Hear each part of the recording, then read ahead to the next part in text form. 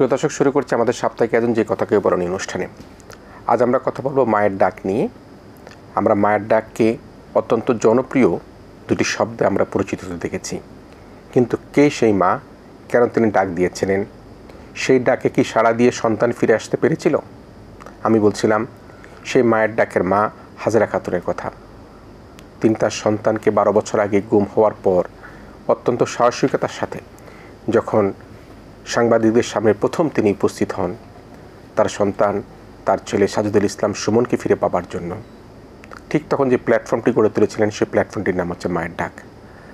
আজকে সেই মাকে আমরা অসুস্থতার কারণে হয়তো স্টুডিওতে আনতে পারিনি, কিন্তু সেই মায়ের ডাকের প্রধান সমন্বয়ক, গুম হওয়া সেই ব্যক্তি, তার বোন এবং সেই মায়েরই আরেকজন কৃতি সন্তান আজকে আমাদের সাথে রয়েছেন।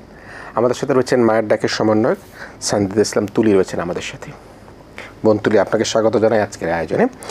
প্রিয় দর্শক, আমরা বলছিলাম সেই মর্মান্তিক মর্মবিদারক সেই ঘটনা, যে ঘটনার মধ্যে দিয়ে আমরা দেখেছি যে গুম হওয়ার প্রথম নাটকীয়তা যেটি শুরু হয়েছিল, সেই নাটকীয়তার প্রথম যে আত্মপ্রকাশ করেছিল সেই মা এবং সেই মায়ের যে সন্তান সানজিদা তুলির সাথে আমরা কথা বলবার জন্য আজকে প্রস্তুতি নিয়েছি। তুলি, আমরা এই যে মায়ের ডাক সম্পর্কে অনেক শুনছি, অনেক দেখতে পাচ্ছি, এবং আপনি বহুবার, বহুদিন, বহু সময়, বিগত 1 যুগ ধরে আপনি বিভিন্ন গণমাধ্যমে আপনি আপনাদের নিজস্ব যে বৈঠক হয়, মায়েদের যে বৈঠক হয়, সেখানে দেশে বিদেশে আন্তর্জাতিক পর্যায়ে আপনার ভাইয়ের গুম হওয়ার ঘটনাটি আপনি বলে আসছেন।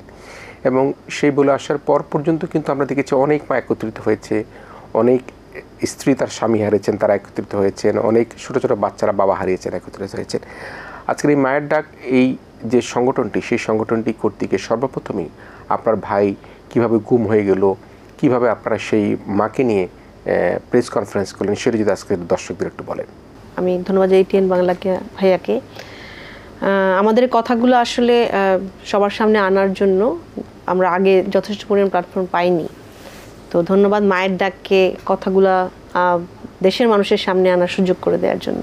প্রথম আমার মা হাজেরা খাতুন, ভাইয়া যেটা বললেন, আমার ভাইকে তুলে নিয়ে যায় র্যাব 2013 4th of December। তো সেই দিন থেকে আসলে আমাদের পরিবার, আমার মা সহ আমরা সবাই ফ্যামিলি হিসেবে, বোন হিসেবে, মা হিসেবে, আমার ভাইয়ের যে বাচ্চারা, তাদেরকে সবাইকে মুখোমুখি হতে হচ্ছে। ওই পরিস্থিতিটা আসলে ব্যাখ্যা করার মতো, মানে ভিন্ন, এতটাই ভিন্ন, এটা সাধারণ স্বাভাবিক জীবনের চেয়ে অত্যন্ত মর্মান্তিক। মানে এটা আসলে সহ্য করা যায় না যে আমার পরিবারেরই একজন আমারই রাষ্ট্র কর্তৃক, রাষ্ট্রীয় বাহিনী কর্তৃক তুলে নিয়ে যায় চোখ বেঁধে, হাত বেঁধে এবং মেটাল রড দিয়ে, তখন ওই স্পটেই তাদেরকে মেরে র্যাবের ভ্যানে তুলে নিয়ে যায়। আমার ভাই সাজিদুল ইসলাম সুমন ছিলেন সেখানে তার সাথে আরও 5 জন তার বন্ধু ছিলেন, আলামিন, মাসুম, রানা, আদনান, এরা সবাই মিলে ছিলেন। কিন্তু ওই 6 জনকে নিয়ে যাওয়ার পরে রাতের বেলা আমাদের শাহিনবাগ থেকে আরও 2 জনকে নিয়ে যায়, কায়সার এবং আদনান, টোটাল 8 জনকে। তো এই 8টা ছেলে, যে তারা যথেষ্ট ইয়াং, মেধাবী ছিল, তারা ইউনিভার্সিটি স্টুডেন্ট ছিল, পলিটিক্যালি খুব অনেক অ্যাক্টিভ ছিল, এবং হচ্ছে গ্রাউন্ড লেভেলে খুব ভালো অর্গানাইজার ছিল আমার ভাইয়ের মতোই। তো সেই কারণে এই ভিন্ন দল করার কারণে, অপোজিশন পার্টির অ্যাক্টিভিস্ট হওয়ার কারণে, গুমের মতো এত বড় একটা অপরাধ, মানবতা বিরোধী অপরাধ, আমরা যেটাতে পরিচিতই ছিলাম না প্রথম দিকে। আমরা প্রথমে ধরে নেওয়ার পরে বুঝতেই পারিনি যে আসলে কেন ওরা বলছে, যে ডিনাই করছে যে এই অপারেশনটা হয়নি। আমার মা যখন প্রথম দিনই গেল শোনার সাথে সাথে, তো আমার মা যাওয়ার, আমার মা, আমার বোন, আমার ফ্যামিলির আরও মেম্বাররা গেল, আমার ভাইরা সবাই কোথায় গেল? র্যাব 1 অফিসে গেল, কারণ র্যাব 1-এর ডাবল কভার ভ্যানটা আমার ভাইদেরকে ওখান থেকে তুলে নিয়ে আসে, এবং ওইখানটা আমার খালার বাড়ি। তো খালার বাড়ির একটা কনস্ট্রাকশন প্লট, সেইখানে হচ্ছে অনেকজন লেবার ছিলেন, ওয়ার্কার ছিলেন, আর কেয়ারটেকার ছিলেন, যাদের সামনে থেকে কিন্তু এই র্যাবের যে টিম, সেটা আমার ভাইকে তুলে নিয়ে 2টা ডাবল কভার ভ্যান যায়, র্যাবের যেই ভ্যানটা, ইউনিফর্ম ছিল, এবং একটা মাইক্রোবাস ছিল। তো র্যাব 1-এই যখন যায় আমার মা প্রথম দিন, সেইখান থেকেই তাদের ডিনাইটা শুরু হয় যে না, আমরা এইরকম কোনো অপারেশন হয়নি। র্যাবের ভেহিকেল নিয়ে, র্যাবের ইউনিফর্মে, উইথ আর্মস, তাহলে কারা যাবে? এরা বসুন্ধরা রেসিডেন্সিয়াল এরিয়া এমন একটা এরিয়া যেখানে প্রত্যেক জায়গায় সিসি ক্যামেরা আছে, কিন্তু প্রত্যেক জায়গায় সিকিউরিটি আছে। তো ওইখানে পেট্রোলে কারা ছিল এটা খুব মানে ভিজিবল, ওই এরিয়াটা তো র্যাবের 1-এরই আন্ডারে। আর এতগুলো আই উইটনেসের সামনে থেকে তুলে আনার পরে, তো ওই ওই যে ওরা যখন অস্বীকার করছিল যে আমাদের ভাইদেরকে তুলে আনেনি, সেইখানটাতেই আমার মা, আমরা আসলে মানে তখনই অনেকটা বেশি মানে বুঝতে পারছিলাম না যে আসলে কি করার। এখন এই ডিনাই করছে কেন? অ্যারেস্ট করলে হয়, যদি অপোজিশন করার জন্য অ্যারেস্ট করে তাহলে কোর্টে দিবে, কোনো মামলা, তার যদি কোনো দোষ থাকে মামলা দিবে, জেলখানায় দিবে, বা এই প্রক্রিয়াটা জানি। কিন্তু গুম নামে যে শব্দ তখনও পরিচিত না, বুঝতে পারছি না কি হচ্ছে। তার পরবর্তীতে পরের দিনও যখন ডিনায়াল, আমার মা সকাল থেকে সন্ধ্যা পর্যন্ত র্যাবের অফিসের সামনে দাঁড়ানো, কোনো অফিসার তখন কথা বলছেও না যে এসে কথা বল। পরবর্তীতে তারা ডেকেছে ভিতরে নিয়ে র্যাবের সিইও, তারপর র্যাব হেডকোয়ার্টার যখন গেছে তখন ডিজি ছিলেন মোখলেসুর রহমান, এডিজি ছিলেন জিয়াউল হাসান, তো এডিজি অপস ছিলেন। তো তখন অনেক দিন পরে, এটা ডিসেম্বর পার হয়ে যখন জানুয়ারিতে যায়, তখন র্যাবের ডিজি কে ছিলেন বলছিলেন? মোখলেসুর রহমান। আচ্ছা। আর তারপরে এডিজি জিয়াউল হাসানকে প্রমোট করে এডিজি অপস করা হয়েছিল, কিন্তু অপারেশনের সময় মানে উনি হেডকোয়ার্টারের দায়িত্বে ছিলেন জিয়াউল হাসান।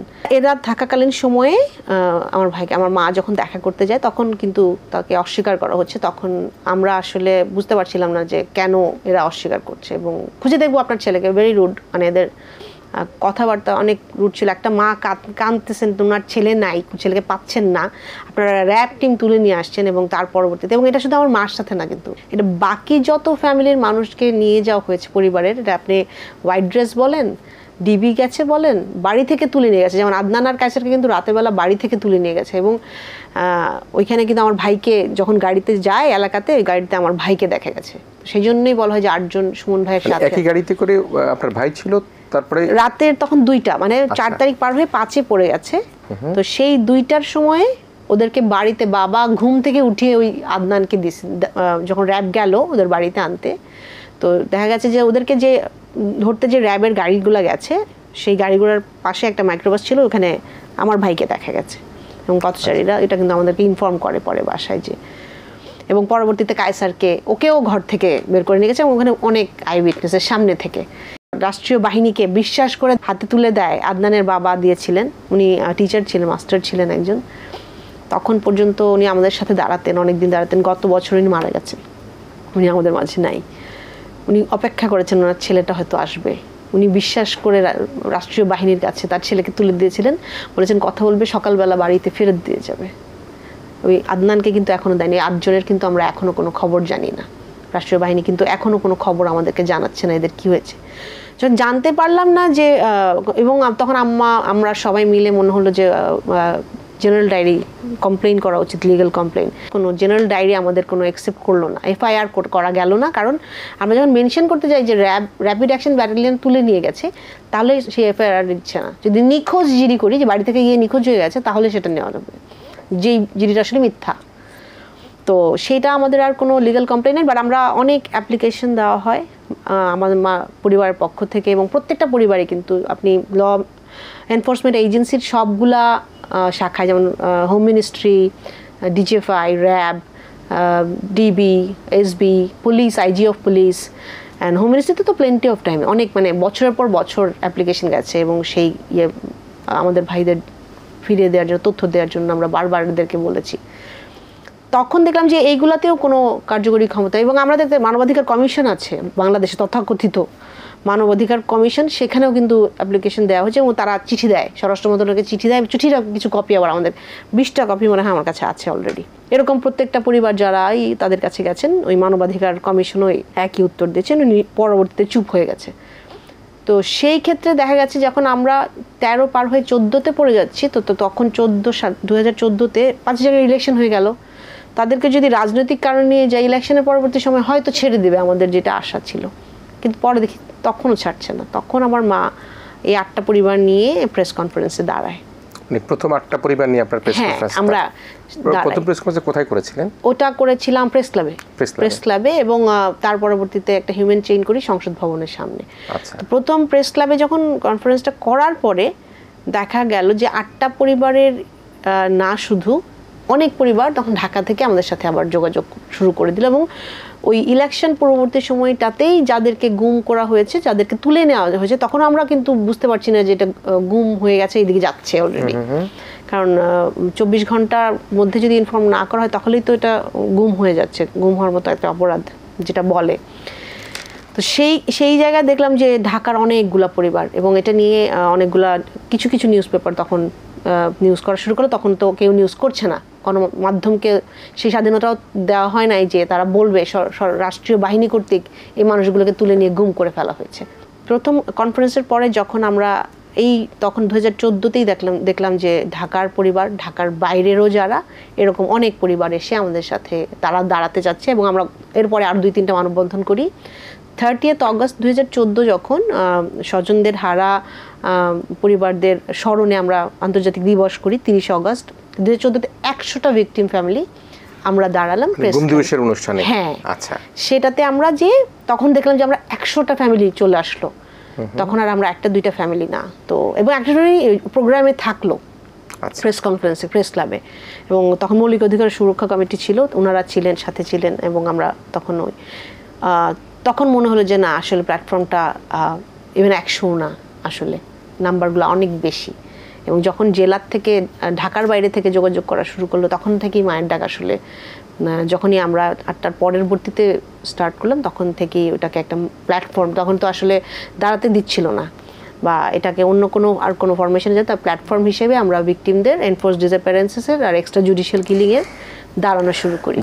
তিনি বলছিলেন বিস্তারিত, এবং আপনি বলছিলেন মাত্র 8টা ফ্যামিলি যখন প্রেস ক্লাবে দাঁড়ায়, তখনই সেদিন দেখেছেন যে আপনারা অনেক গুম হওয়া পরিবারের সদস্য শেষে আপনাদের সাথে জড়ো হয়েছে, এবং পরবর্তী প্রথম যখন গুম দিবসের অনুষ্ঠান করেন সেখানে শতাধিক পরিবার এসে সেখানে একত্রিত হয়েছে।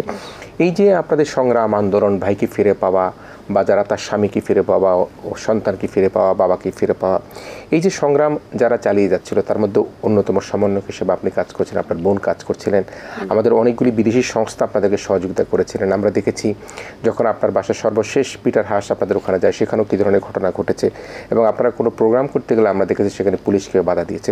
আমি একটা বিষয় শুধু জানতে চাই, আপনি গত কয়েকদিন আগে একটা জাতীয় দৈনিক আমাদের সময় আপনি সাক্ষাৎকারে বলেছিলেন যে আপনি মেয়ে মানুষ না হলে হয়তোবা আপনাকে আয়না ঘরে যেতে হতো। আপনি কখনো এরকম হুমকি ধামকি বা কোনো রকম কোনো বল প্রয়োগের মুখোমুখি হয়েছিলেন? অনেকবার, এবং শুধু আমি না, আমার এই যে ভিকটিম ফ্যামিলিগুলো আমরা বলি না মায়ের ডাকার প্ল্যাটফর্মে আছে, আমরা হয়তো সমন্বয় করি, আমরা অর্গানাইজ করি সবগুলো প্রোগ্রাম, কিন্তু আমি বলবো যে প্রত্যেকটা পরিবারের যেই সদস্যরা এরা খুবই সাহসী। আপনি যদি এক যুগ ধরেন, যে এক যুগ ধরে আমরা যখন দাঁড়াচ্ছি, প্রত্যেকটা পরিবারকে কিন্তু ভিন্ন ভিন্নভাবে হ্যারেস করা হয়েছে, এবং বিভিন্ন বাহিনী দ্বারা বিভিন্ন সময়ে ফোনে ধমকি থেকে শুরু করে বাড়িতে যে সম্পত্তি ক্রোক করে নিয়ে যাবে যার নামে আছে, ওনাকে যে নিখোঁজ তাকে খুঁজতে তার বাড়িতে যায়। আচ্ছা, হ্যাঁ, তারপরে তার যারা ওয়াইফ, ধরেন ওনার হাজব্যান্ডরা কিন্তু এত বছর নেই, তাদেরকে 8টার পরে থানায় ডাকা হয় একটা সাদা কাগজে সই করে দিয়ে যেতে, আর যে কোনো স্টেটমেন্ট, তারা বানানো স্টেটমেন্টে হয়তো স্বাক্ষর দিতে হবে, তাদেরকে বসায় রাখা হয়, এবং এটা প্রত্যেকটা ফ্যামিলিকে ফেস করতে হয়েছে। আমার বাসায় যদি কোনো গেস্ট আসে, পুলিশ ঢুকে, এবং অনেকবার এমন হয়েছে, অনেকবার রেইড দিয়েছে, কেউ গেলে তাদেরকে ওখান থেকে বের করে আনা হয়েছে। জার্নালিস্ট, ইন্টারন্যাশনাল জার্নালিস্ট এসেছিল ডয়েচে ওয়েলের, তারপরে আপনি দেখেছেন যে অনারেবল ইউএস এক্স অ্যাম্বাসেডর এসেছিলেন, তখনও বাড়িটাকে ঘেরাও করে মায়ের ডাকের বাড়ির সামনে রাস্তা বন্ধ করে তার গাড়িটাকে আটকে দেওয়া হয়েছিল, এবং তখন কিন্তু পুলিশও ছিলেন, লোকাল পুলিশ স্টেশনের পুলিশ, স্থানীয় আওয়ামী লীগ বলেন, এবং আরেকটা সংগঠন মায়ের কান্না নামে, যাদেরকে দাঁড়া করানো হয়েছিল। তো সেটা আমরা এখন বুঝতে পারি যে আসলে কি কারণে এটা করা হয়েছিল। কয়েকটা ভিকটিম ফ্যামিলিকে একজন অ্যাম্বাসেডর দেখা করতে আসবেন হিউম্যান রাইটস রিজনে, তো সেইখানেও তাদের অনেক বেশি ভয় ছিল যে কি কথাগুলো হচ্ছে ডয়েচে ওয়েল, ইন্টারন্যাশনাল মিডিয়াতে, বা অন্য কেউ, নেত্র নিউজ যখন ডকুমেন্টারিগুলো করে আমাদের সাথে, এবং দেখেন আয়না ঘর নিয়ে যখন এগুলো করে, তো সেই ক্ষেত্রে দেখা যায় যে অনেক বেশি ভয় লোকাল মিডিয়াগুলোও গেলেও, এবং ইন্টারন্যাশনাল যারা যায় তাদের ক্ষেত্রেও। এবং আপনি যেটা বললেন না যে আমার বড় ভাইকেই কিন্তু ওই 2013 সালের ডিসেম্বরে এন্ডের দিকে আমার ভাইকেও নিয়ে গিয়েছিল। আপনার আরেকটা ভাইকে? আমার বড় ভাইকে মানে ধরে নিয়ে গিয়েছিল, সুমন ভাইয়ের বড় ভাই শ্যামলকে ধরে নিয়ে গিয়েছিল, অ্যারেস্ট করে নিয়ে গেছিল তেজগাঁ থানায়। 2 দিন পরে কিন্তু আমরা ভাইকে নিয়ে আসতে পেরেছি। তো আমার তখনই মনে হয়েছে যে আমরা যদি বন্ধ করে দিই কথা বলাটা, তখন কিন্তু এই চাপটা আরও বেশি আসবে, একবারেই আমাদের মুখটা বন্ধ করে দিবে।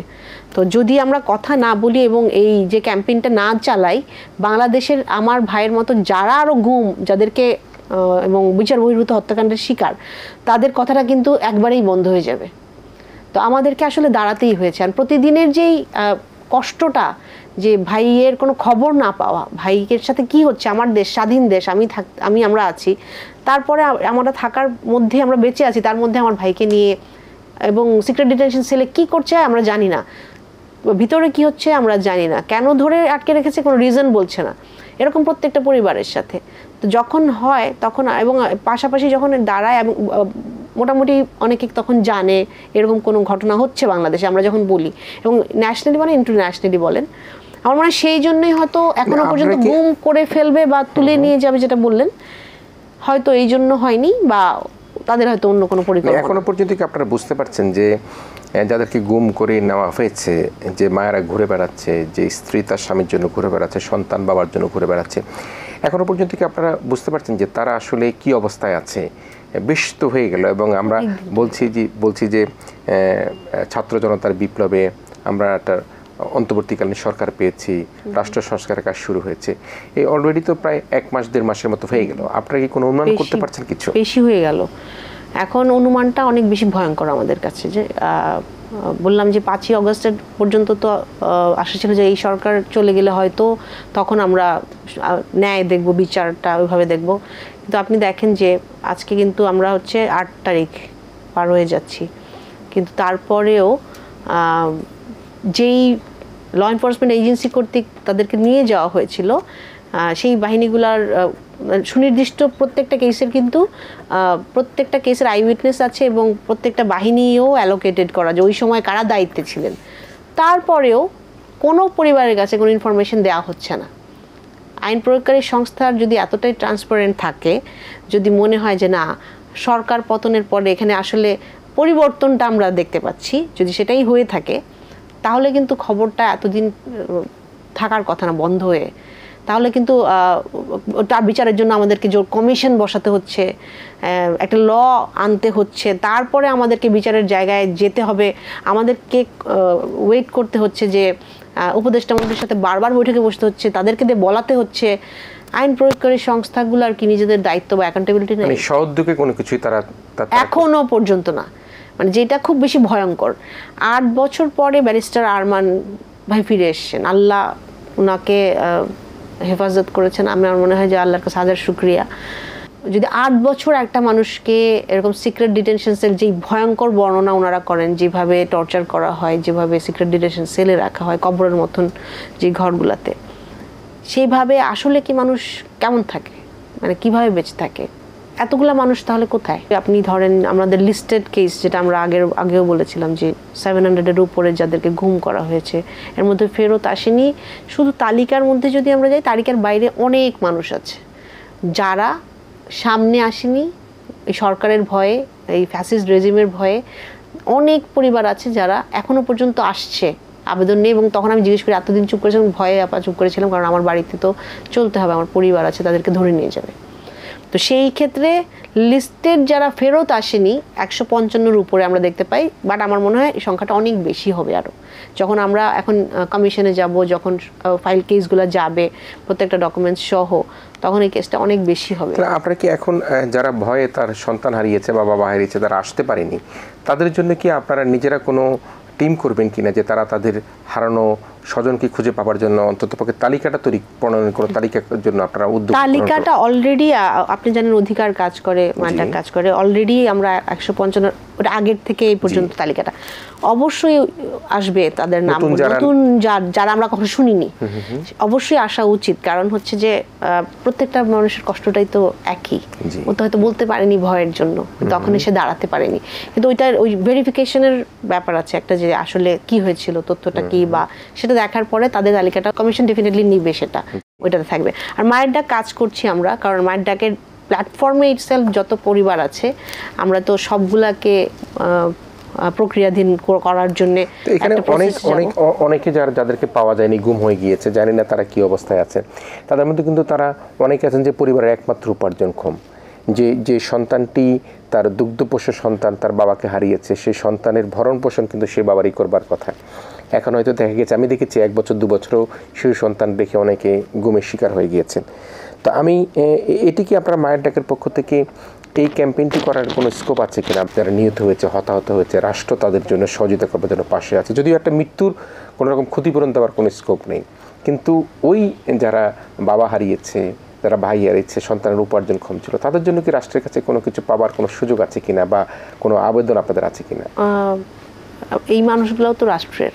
জি। যেই সন্তানটা জন্ম নিল, বাবাকে দেখে নাই, যে 1.5 বছর ছিল, তার কোনো স্মৃতি নাই বাবার, জীবন থেকে 11 বছর চলে গেছে।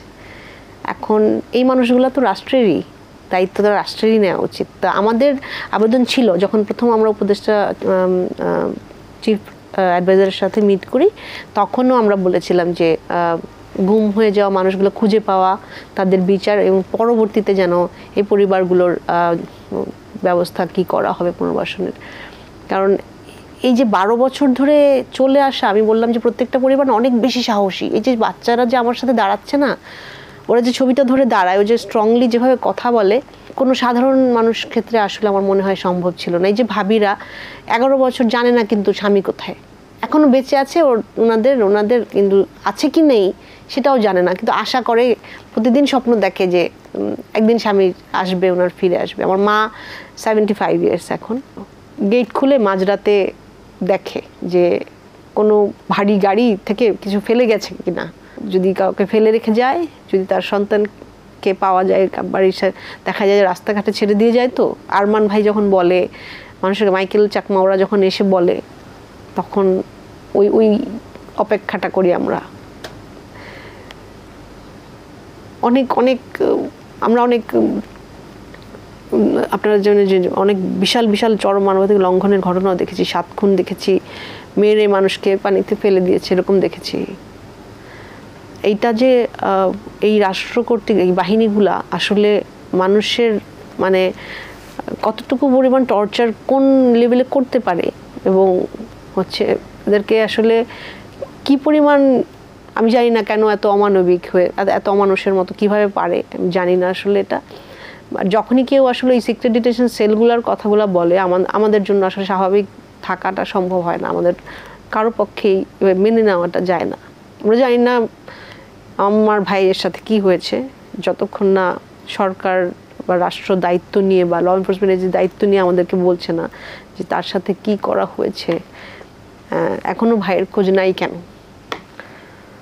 তো এই মানুষগুলো আসলে ক্রিমিনাল ছিল না, এদের তো কোনো দোষ ছিল না। যদি বিরোধী দল করা বা ভিন্ন মত থাকা এই মানুষগুলা, তাদের আসলেই কোনো কেস বা ক্রিমিনাল কোনো অ্যাক্টিভিটি তারা দেখাতে পারবে না যে এরা ছিল। এতগুলা মানুষ, এতগুলা তাজা প্রাণ, এতগুলা এই যাদের ফ্যামিলির অনলি আর্নিং মেম্বার আমার ভাই, তো বিভৎস সব বর্ণনা করে কিছু মানুষ যারা র্যাবের ছিল আগে, কিছু মানুষ যারা ইনভেস্টিগেটিভ জার্নালিস্ট। তো তাদের কাছ থেকে যখন বর্ণনা শুনি বা ঘটনা শুনি, তখন আমরা আসলে এই যে আপনি বললেন, আমার 5ই আগস্টের পরবর্তী অবস্থাটা অনেক বেশি ভয়ঙ্কর রকমের খারাপ আমাদের জন্য। কারণ হচ্ছে এখন কি হচ্ছে, এখন আসলে তার পরবর্তীতে কি হবে এবং কি শুনতে পাবো, কি দেখতে পাবো, আসলে কি হয়েছে আমার ভাইয়ের সাথে, খবরটা শুনি না কেনটা না অনেক বেশি এমন একটা জায়গায় নিয়ে যায়, যেই জায়গা থেকে আসলে পরবর্তী যে দাঁড়াবো না, ওইটার জোরটা অনেক কমে যায়। 12 বছর আছি এবং আমার সাথে যখন এখন হাজারো ফ্যামিলি একসাথে, কিন্তু যখন যে শুনি না প্রত্যেক দিন যে শুনতে পাচ্ছি না, এটা না অনেক ভয়ঙ্কর, অনেক ভীতিকর একটা, মানে কি শুনতে পাবো আর আসলে কি হয়েছে, তখন জানবো কিনা কোন জায়গাটা কি হয়েছে, বা বুঝতে পারবো কিনা ওরা কই কি হলো। সঞ্জিদা ইসলাম তুলি, আমি নিজে খুব আবেগ আপ্লুত হয়ে গিয়েছি, এবং আমি দর্শক শ্রোতা আপনারা যারা এখন টেলিভিশনের পর্দায় অনুষ্ঠানটি দেখতে পাচ্ছেন, আমি জানি না গুম হওয়া মানুষগুলির কী অবস্থা রয়েছে। যে মা ডাক দিয়েছিলেন সে মা এখনও বেঁচে আছেন, যে বাবা অপেক্ষা করছিলেন সে বাবাদের মধ্যে হয়তো বা কেউ বেঁচে আছেন, কেউ বেঁচে নেই। যে সন্তানটি তার বাবার স্মৃতি এখনও পর্যন্ত বলতে পারে না, জানে না, বুঝতে পারেনি, কারণ তাকে অত্যন্ত অল্প বয়সে 1 বছর 1.5 বছর বয়সে রেখে যে মানুষটি গুম হয়ে গিয়েছিল, সেই মানুষটিকে খুঁজে পাওয়া যাবে কি না, সে সেটি এখন আমাদের কাছে বড় প্রশ্ন। সেই মানুষটিকে আসলেই ফিরে আসবে কিনা। কিন্তু রাষ্ট্র যদি এরকম হৃদয় বিদারক কার্যের সাথে লিপ্ত থাকে, তাহলে এদেশের মানুষ কোথায় যাবে, কার কাছে আশ্রয় নেবে, কার কাছে বিচার চাবে, কার কাছে বেঁচে থাকার জন্য তাদের আকুতি জানাবে? এই অমানবিক রাষ্ট্র আমরা চাই না। আমরা একটা মানবিক রাষ্ট্রের প্রত্যাশায় আছি। আমরা আশা করব অন্তর্বর্তীকালীন সরকার তাদের রাষ্ট্র সংস্কারের যে কার্যক্রম শুরু করেছে, সেই সংস্কারের অংশ হিসাবে বিচার বৈধ হত্যাকাণ্ড, গুম, খুনের বিচারও তারা যথোপযুক্তভাবে করবেন। এবং আজকে ছোট বোন তুলি আজকে এখানে এসছেন যে দাবি নিয়ে, তাদের যে মায়ের ডাকের যে ব্যানার, সেই ব্যানারের সাথে যুক্ত যে গুম হওয়া মানুষগুলো রয়েছে, তাদেরও সঠিক বিচার হবে এবং উপযুক্ত বিচার হবে, কঠোর শাস্তি হবে, যাতে আর কোনো দিন আর কোনো সরকার আর কোনো রাষ্ট্র এই ধরনের গুমের মতো ঘটনা ঘটাতে না পারে। প্রিয় দর্শক, আজকে এখানে শেষ করছি। আপনারা এতক্ষণ দেখলেন, আপনাদের সবাইকে এবং সঞ্জিতা ইসলাম তুলি আপনাকে ধন্যবাদ জানিয়ে এবং মায়ের ডাকের সে মাকে শ্রদ্ধা জানিয়ে, সালাম জানিয়ে আজকের আয়োজন এখানে শেষ করছি। আপনারা ভালো থাকবেন, সবাই মিলে ভীষণ ভালো থাকবেন।